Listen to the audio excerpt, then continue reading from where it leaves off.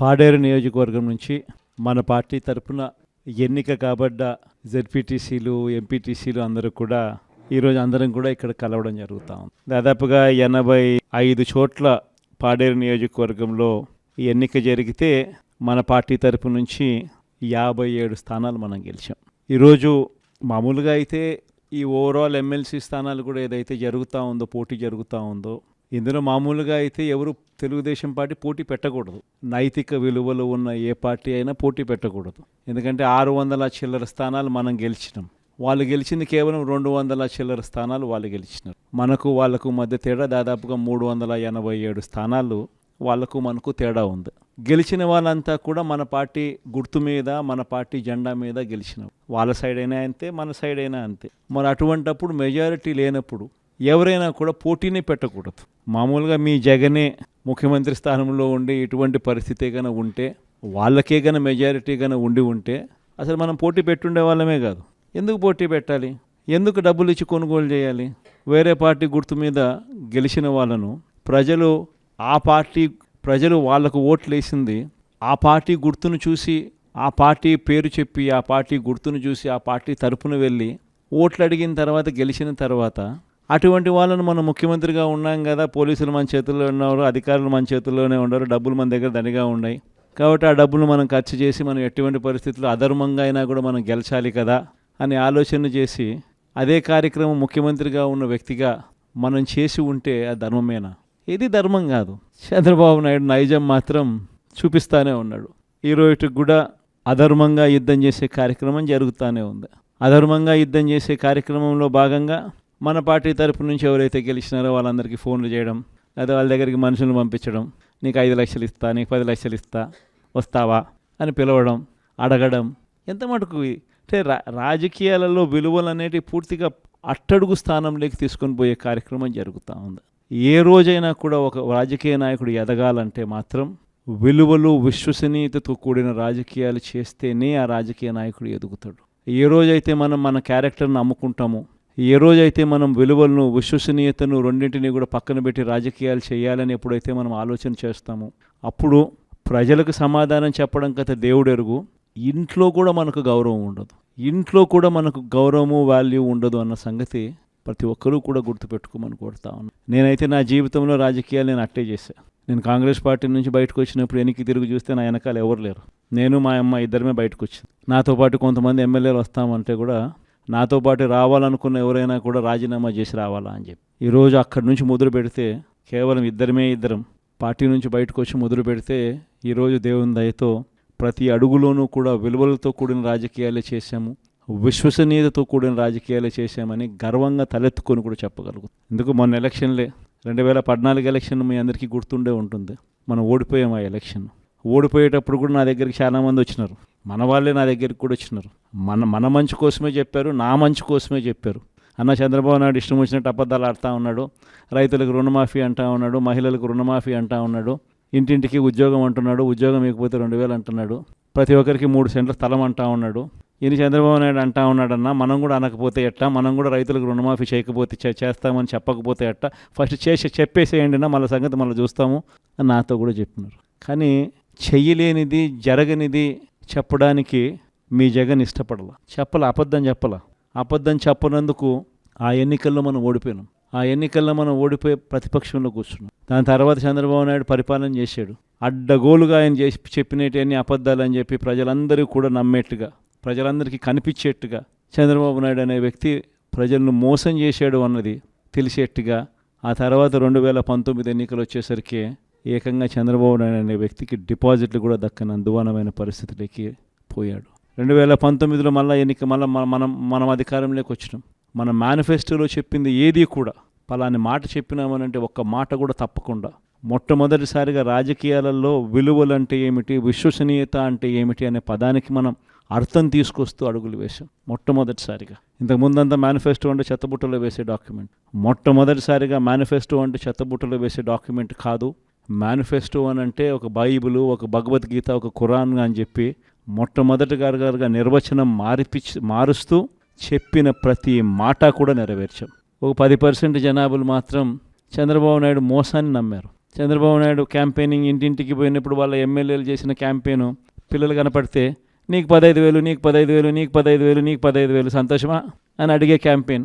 వాళ్ళ అమ్మ కనపడితే నీకు 18,000 సంతోషమా అని అడిగే క్యాంపెయిన్. వాళ్ళ ఇంట్లో ఇంకొకరు ఆడవాళ్ళు కనపడితే నీకు మళ్ళీ 18,000 సంతోషమా అని అడిగే క్యాంపెయిన్. వాళ్ళ ఇంట్లో ముసలోళ్ళు ఎవరైనా బయటకు వస్తే నీకు నెలకు 4,000 పెన్షన్ సంతోషమా అని అడిగే క్యాంపెయిన్. ఈ క్యాంపెయిన్తో, ఈ మోసంతో, ఈ ఆశతో ఓ 10% జనాదులు మన దగ్గర నుంచి దూరం అయ్యారు. కానీ మళ్ళీ ఏమైంది? మళ్ళీ చంద్రబాబు నాయుడు పాలన వచ్చింది. మళ్ళీ ఇదే చూస్తూ ఉన్నాం. ఈరోజు 22 నెలలు అయిపోయింది. స్కూళ్ళు తెరిచినాయి, పిల్లలు బళ్ళకు పోతూ ఉన్నారు. కనీసం జగనే ఉంటే కనీసం అమ్మఒడి కింద 15,000 ఈ పాటికి జగన్ ఉంటే వేసి ఉండేవాడు. ఆ 15,000 బాయా. ఈయన నీకు 15,000, నీకు 15,000, నీకు 15,000 అని ఇస్తానని చెప్పి అది బాయా. వ్యవసాయ పనులు ముమ్మరంగా సాగుతూ ఉన్నాయి. జగనే ఉంటే రైతు భరోసా కింద 13,500 చేతిలో పడేది. జగనే ఉంటే చంద్రబాబు వచ్చాడు, 20,000 ఇస్తానన్నాడు. ఆ 13,500 బాయా, ఆ 20,000 బాయా. ఈరోజు రాష్ట్రంలో ఉన్న పరిస్థితి జగనే ఉంటే పెద్ద చదువులు చదువుతూ ఉన్న పిల్లలందరికీ పూర్తి ఫీజు రీయింబర్స్మెంట్ కింద ప్రతి త్రైమాసికం అయిపోతూనే ప్రతి 3 నెలలకు ఒకసారి, ఆ 3 నెలలు అయిపోయిన వెంటనే ఫీజులు జమ అయ్యేటి. ఇప్పుడు జనవరి, ఫిబ్రవరి, మార్చి త్రైమాసికానికి సంబంధించి ఫీజులు ఎగిరిపోయినాయి. మామూలుగా జగనే ఉండుంటే మేలో పడి ఉండేటివి. అది బాయా. ఆ పిల్లలు రేపొద్దున ఇంజనీరింగ్ చదువుతున్న పిల్లలు, డిగ్రీ చదువుతూ ఉన్న పిల్లలు, వీళ్ళందరికీ ఫీజులు కట్టడానికి ఫీజులు కూడా చెల్లించలేని పరిస్థితిలో ఆ పిల్లలు బళ్ళకు పోతూ ఉన్నారు, కాలేజీలకు పోతూ ఉన్నారు. కాలేజీలు ఆ పిల్లలందరినీ కూడా నువ్వు ఫీజులు కట్టకపోతే కాలేజీలో టీసీ తీసుకుని వెళ్ళిపోమని చెప్తా ఉన్నారు. వసతి దీవెన ఎగిరిపాయి. ఏప్రిల్లో జగనే ఉండుంటే వసతి దీవెన కింద ప్రతి తల్లికి సహాయం అందేది ఆ పిల్లాడు చదువుల కోసం. అది ఎగిరిపాయి. పొదుపు సంఘాలకు, చెల్లెమ్మలకు అందరికీ ఏప్రిల్లో 0 వడ్డీ డబ్బులు పడేటివి. అది ఎగిరిపోయి. నేను చెప్పేది ఒకటే చెప్తా ఉన్నాను. ఏదైనా కూడా మోసం, అబద్ధాలు, అధర్మంతో చేసే ఏ పాలనైనా కూడా ఎక్కువ రోజులు ఉండదు. మనం చేసింది ఏదైనా కూడా ఈరోజు తలెత్తుకొని పోగలుగుతాం. తలెత్తుకొని గర్వంగా ప్రతి ఇంటికి పోగలుగుతాం. ఏదైనా కానీ మాట చెప్పింది జగన్ కాలంలో వైఎస్ఆర్ కాంగ్రెస్ ప్రభుత్వంలో చేసినాము అని చెప్పి గర్వంగా తలెత్తుకొని పోగలుగుతాం. అది మనకున్న సర్టిఫికెట్.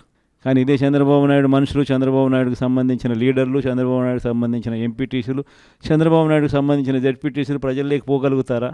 ప్రజల్లోకి వాళ్ళు పోతే ఏమైందయ్యా సూపర్ 6, ఏమైందయ్యా సూపర్ 10లు, ఏమైందయ్యా నువ్వు ఇచ్చిన మాటలు అని చెప్పి అడిగితే సమాధానం చెప్పుకోలేని పరిస్థితుల్లోనే తన మొత్తం క్యాడర్ కూడా అయిపోతుంది. అది వాళ్ళకు మనకు ఉన్న తేడా. మీ అందరితో కూడా నేను ఒకటే చెప్తా ఉన్నా. మనము ప్రవర్తించే తీరు మార్గదర్శకంగా ఉండేట్టుగా, గొప్పగా ప్రజల్లోకి మనం నిలబడేట్టుగా మనం ప్రవర్తించే ప్రతి అడుగు కూడా మనం వేద్దాం. నా దగ్గర నుంచి మీ దగ్గర దాకా. తెలుగుదేశం పార్టీ చేస్తూ ఉన్న ఈ కొనుగోలు కార్యక్రమాలు కానీ, ఈ ప్రలోభాలు పెట్టే కార్యక్రమాలు కానీ, వీటి ఎవ్వడికి కూడా దయచేసి లొంగకండి. నేను ఒకటి చెప్తా ఉన్నా. జగన్ పలావ్ పెట్టినాడు, చంద్రబాబు బిర్యానీ పెడతానన్నాడు. చంద్రబాబు నమ్మి ఓటేసినారు. బిర్యానీ బాయా, పలావ్ బాయా, లాస్ట్కు పస్తు పండుకోవాల్సిన పరిస్థితి. చంద్రబాబును నమ్ముకుంటే ఎక్కడైనా ప్రజలైనా అంతే, నాయకులైనా అంతే. ఇంతకుముందు మన పార్టీ నుంచి 23 మంది ఎమ్మెల్యేలను తీసుకున్నారు, 3 ఎంపీలను తీసుకున్నారు. ఆ 23 మంది ఎమ్మెల్యేలలో ఎంతమంది టికెట్లు ఇచ్చినాడు? నాకు తెలిసి 3కి. ఆ 23 మంది ఎమ్మెల్యేలను తీసుకునేటప్పుడు ఒక్కొక్కరికి ఎంత ఇస్తామన్నాడు? ఒక్కొక్కరికి 20 కోట్లు ఇచ్చింది. ఎంత అడ్వాన్సు. దాని తర్వాత వాళ్ళు ఆ పక్క పోయిన వాళ్ళు అన్న మీ దగ్గరికి వచ్చేస్తామన్నా మేమంతా అని చెప్పి మళ్ళీ నాకు ఫోన్ చేసినారు. ప్రజల్లో ఒకసారి జారిపోయిన తర్వాత మళ్ళీ వెనక్కి వచ్చినారంటే ప్రజల్లో ఆ రెస్పెక్ట్ పోతుంది, ఆ విలువలు పోతాయి, ప్రజలు ఇచ్చే గౌరవం పోతుంది. కాబట్టి వాళ్ళని మనం కూడా తీసుకోలేకపోయినాం. వాళ్ళ రాజకీయ జీవితాలు ఏమైపోయినాయి? అందరూ సున్నాలు అయిపోయి ఇంట్లో కూర్చున్నాం. ప్రతి ఒక్కరూ కూడా ఈ విషయాలన్నీ గుర్తుపెట్టుకోండి. రాజకీయాలలో ఎప్పుడూ షార్ట్ కట్ ఉంటుంది, లాంగ్ కట్, దూరం దారి ఉంటుంది, షార్ట్ కట్ ఉంటుంది. షార్ట్ కట్ ఎప్పుడు తీసుకో.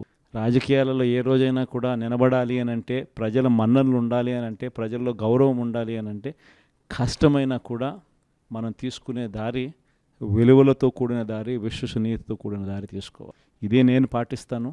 నేను మీ అందరి దగ్గర నుంచి కూడా ఇదే ఉండాలని ఆశిస్తాను. వైఎస్ఆర్సీపీ కార్యకర్త ఏదైనా కానీ ప్రజలు లేకపోతే కాలర్ ఎగరేసుకొని చెప్పాలి, పలాని మాట చెప్పినాం, పలాని మేము నెరవేర్చినాం అని చెప్పి. మాలో అబద్ధాలు ఉండవు, మాలో మోసాలు ఉండవు, మాలో కల్మషం ఉండదు. అది వైఎస్ఆర్సీపీ కార్యకర్త. ప్రతి ఒక్కరు ఇది గుర్తుపెట్టుకోమని కోరుతా ఉన్నాం. ఈ మన్యం ప్రాంతం స్పెషలీ, ట్రైబల్ ప్రాంతం స్పెషలీ ఎప్పుడూ కూడా నాకు తోడుగా ఉంది. పార్టీ స్థాపించిన రోజు నుంచి మొట్టమొదటి రోజు నుంచి కూడా వెనక్కి తిరిగి చూస్తే ఎక్కడా కూడా ఈ ప్రాంతంలో మాత్రం 100% పక్క ఏది ఏ ఏ ఏ ప్రాంతం ఎటుపోయినా కానీ ఇక్కడ మాత్రం ప్రజలు మాత్రం, ఇక్కడ మాత్రం నాయకులు మాత్రం, ఇక్కడ మాత్రం ఉన్న వాళ్ళంతా మాత్రం 100% ఎప్పుడూ నాకు తోడుగానే ఉన్నారు. మీ ప్రేమలు, మీ ఆప్యాయతలు ఇదే మాదిరిగానే కొనసాగించమని చెప్పి కోరుతా ఉన్నా. కష్టకాలంలో ఉన్నప్పుడే ఇంకా మీ సహాయము, మీ సహకారము ఇంకా ఎక్కువ కావాలని అడుగుతా ఉన్నా. కష్టాల్లో ఉన్నప్పుడే మీరు ఇంకా గట్టిగా నిలబడాలి అని చెప్పి అడుగుతా ఉన్నా. 5 ఏళ్ళు కన్ను మూసుకుంటూ అయిపోతుంది. ఈ 5 ఏళ్ళ మన పోరాటంలో మీ సహాయ సహకారాలన్నీ కూడా మెండుగా ఉండాలని చెప్పి కోరుతూ, బొత్స సత్యనారాయణను మన పార్టీ తరపు నుంచి మనం ఎమ్మెల్సీ అభ్యర్థిగా మనం రంగంలోకి దింపుతా ఉన్నాం. అందరు ఎమ్మెల్యేలని పిలిచిన, మన ప్రాంతంలో ఉన్న అందరు కంటెస్ట్ చేసిన ఎమ్మెల్యేలను, ఎంపీలను అందరినీ కూడా పిలిచి ఎవరైతే బాగుంటుంది అని చెప్పి అందరి ముందర అందరినీ అడిగాం. అందరూ యునానిమస్గా ఈ ఎలక్షన్లో మారీచుల మాదిరి జరుగుతూ ఉన్న ఎలక్షన్ ఇది, శకుని పాచికల మాదిరి వేస్తూ ఉన్న ఎన్నికలు ఇవి. ఇటువంటి ఎన్నికల్లో మనకు బొత్స సత్యనారాయణ లాంటి కొంచెం ప్రొఫైల్ ఉన్నోడు, కొంచెం స్టేచర్ ఉన్నోడు, కొంచెం గట్టిగా నిలబడగలిగినోడు, మోటుకోగలిగినోడు, ఇటువంటి వ్యక్తులు ఉంటేనే మనం ఎన్నికలు చేయగలుగుతాము. మనం అందరం కలిసికట్టుగా మొత్తం జిల్లా మొత్తం ఏకం కావాలని అంటే అటువంటి వ్యక్తి అయితేనే బాగుంటుంది అని చెప్పి అందరి నోట్లో నుంచి వచ్చిన ఆ మాట ప్రకారము మనం కూడా నిజంగానే ఇటువంటి కష్టకాల పరిస్థితులు, ఎందుకనంటే కష్టం లేనప్పుడు అధికారంలో మనం ఉన్నప్పుడు ఎవరిని కావాలంటే వాళ్ళను పలానోడు ఎమ్మెల్సీ అంటే పలానా ఎమ్మెల్సీ అని సంతకం పెట్టేసి నేను ఇక్కడి నుంచి పంపించేసేస్తే ఆ ఎమ్మెల్సీ కింద వాళ్ళు ఎన్నికైపోయే పరిస్థితి. కానీ ప్రతిపక్షంలో ఉన్నప్పుడు, ఎస్పెషల్లీ చంద్రబాబు నాయుడు లాంటి అన్యాయస్తులతో మనం యుద్ధం చేస్తూ ఉన్నప్పుడు మాత్రం ప్రతిపక్షంలో మనం ఉన్నాం కాబట్టి మనం గట్టిగా మోట్టుకోగలిగిన కెపాసిటీ ఉన్న నాయకుడిని మనం ముందర పెడితేనే మనకు అడ్వాంటేజ్గా ఉంటుంది. కాన్ఫిడెన్స్ నింపగలుగుతాడు, మన వాళ్ళకు కూడా తోడుగా గట్టిగా నిలబడగలుగుతాడు. ప్రతిపక్షంలో ఉన్నప్పుడు కూడా విలువలతో కూడిన రాజకీయాల మీదనే ఎక్కువగా ఫోకస్ పెడుతూ మీ అందరూ కూడా బొత్స సత్యనారాయణ కూడా అదే మాదిరిగానే సహకరించాలని మనస్ఫూర్తిగా మీ అందరికీ కూడా విజ్ఞప్తి చేస్తూ ఉన్నాను. Thank you.